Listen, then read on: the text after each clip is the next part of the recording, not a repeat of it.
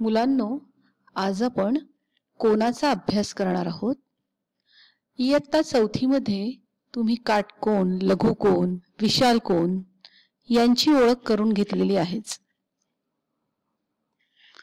मुलांनो, हे घड्याळ बघा.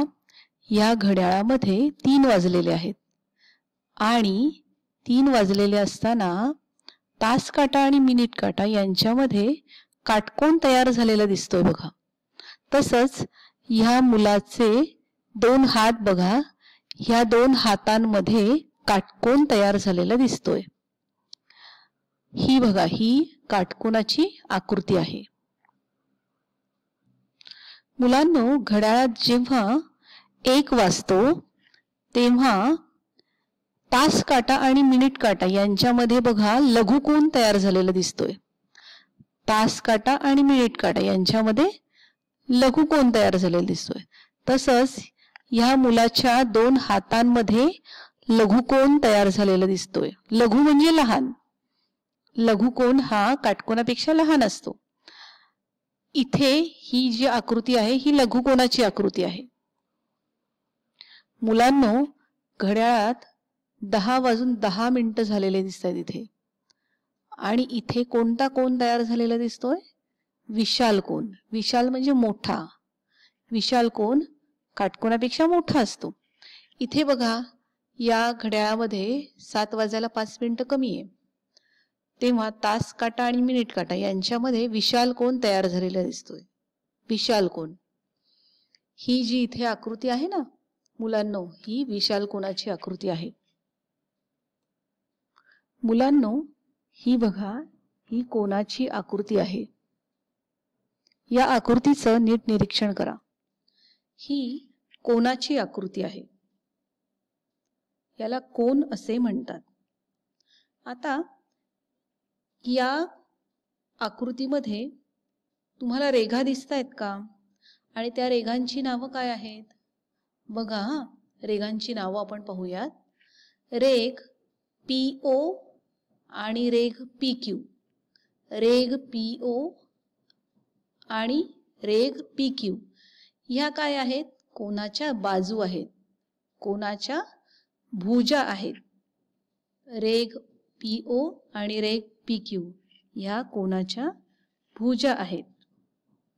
आता ह्या 2 रेघा ज्या बिंदूमध्ये जोडल्या जात आहेत, ज्या सामायिक बिंदूमध्ये जोडल्या जात आहेत, त्या सामायिक बिंदूला शिरोबिंदू म्हणतात. या 2 रेघा जिथे जोडल्या जातात ना, ज्या बिंदूमध्ये, त्याला सामायिक बिंदू म्हणजेच शिरोबिंदू म्हणतात. म्हणजे याचा शिरोबिंदू कोणता आहे? P हा शिरोबिंदू आहे. PQ आणि PO, रेघ PQ आणि रेघ PO ह्या बाजू आहे कोनाच्या आणि P हा शिरोबिंदू आहे. मुलांनो, आता आपण कोनाचं नाव कसं लिहिणार बरं? कोनाचं नाव लिहिताना कोन OPQ असं लिहितात किंवा कोन QPO असं लिहितात. पण एक गोष्ट लक्षात ठेवायची आहे, तो त्या कोनाचा जो शिरोबिंदू आहे तो नेहमी मध्येच आलं पाहिजे. त्याचं नाव नेहमी मध्येच आलं पाहिजे. जसं आता P हा इथे शिरोबिंदू आहे ना, म्हणून आपण लिहिणार कोन OPQ किंवा कोन QPO असं लिहिणार. पुन्हा एकदा आपण बघूयात. ह्या कोनाच्या आकृतीमध्ये रेघ PO आणि रेघ PQ या 2 रेघांना बाजू किंवा भुजा म्हणतात कोनाच्या. आणि P हा सामायिक बिंदू आहे. PO आणि PQ या 2 रेघांना जोडणारा सामायिक बिंदू आहे आणि यालाच शिरोबिंदू म्हणतात. म्हणजेच मुलांनो, PO आणि PQ ह्या 2 रेघा जोडून कोन तयार झालाय बघा. आता कोनाचं नाव कसं लिहिणार? कोन OPQ किंवा कोन QPO. कोन या शब्दासाठी इथे दिसतंय ना, हे चिन्ह वापरलं जातं. म्हणजे कोन हा शब्द न लिहिता त्या जागी चिन्ह वापरायचं आणि कोनाचं नाव लिहायचं. जसं कोन ओ पी क्यू किंवा कोन क्यू ओ पी. आता इथे आपण आणखी एक आकृती बघूयात कोनाची. या आकृतीचं नाव काय आहे? ह्या कोनाच्या आकृतीचं कसं लिहिणार आपण? कोन ABC असं म्हणा किंवा कोन CBA असं म्हणा. कोनाचं नाव 3 अक्षरी आहे बघा. आणि शिरोबिंदू जो आहे, B हा शिरोबिंदू आहे याचा, त्याचं नाव मध्ये येतं. आता पुन्हा एकदा बघूयात कोनाचं नाव कसं सांगायचं. कोन ABC किंवा कोन CBA. या कोनाच्या बाजू कोणत्या आहेत? रेघ BA व रेघ BC या बाजू आहेत आणि B हा शिरोबिंदू आहे.